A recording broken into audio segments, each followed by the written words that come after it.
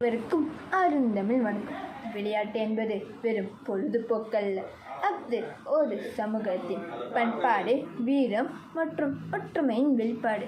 அத்தகைய வெளிப்பாடுகளில் ஒன்றான சடுகுடு தமிழர்களின் பாரம்பரிய விளையாட்டை பற்றி இன்று நான் வள்ளுவரிலிருந்து பேச வந்துள்ளேன்.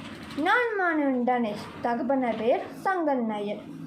சடுகுடு அல்லது கபடி என்பது தமிழர்களின் பாரம்பரிய வீரம் செறிந்த அணி விளையாட்டு ஆகும்.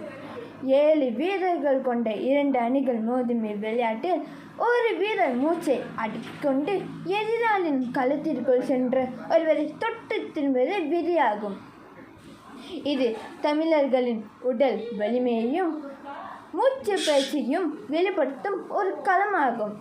சடுகுடு கூட்டு முயற்சி, தந்திரம் மற்றும் துணிவு ஆகியவற்றின் சிறந்த கலவையாகும்.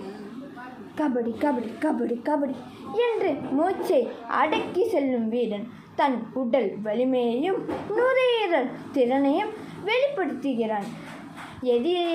எதிரணியினரை தொட்டு தப்பி வர மேற்கொள்ளும் முயற்சியில் விரைவான உடல் அசைவும் சாமர்த்தியமான சிந்தனையும் தேவை. எதிரணியினர் ஒருவராக இணைந்து எதிராளியை பிடித்து வெளியேற்ற திட்டமிடுவது ஒற்றுமை உணர்விற்கு எடுத்துக்காட்டாகும். சடுகுடு வீரத்தையும் அஞ்சாமை உணர்வையும் வளர்ப்பதோடு தலைமை பண்பையும் ஊக்குவிக்கிறது. நமது தமிழர் பாரம்பரிய விளையாட்டுகள் என்பவை வெறும் உடல் வலிமையை மட்டும் வளர்க்கும் விளையாட்டுகள் அல்ல.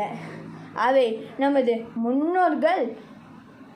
முன்னோர்களின் அறிவாற்றலையும் இயற்கையுடனான பிணைப்பையும் அறத்தையும் வீரத்தையும் ஒருங்கே நமக்கு கற்றுக் கொடுக்கும் கலைகளை காப்போம்.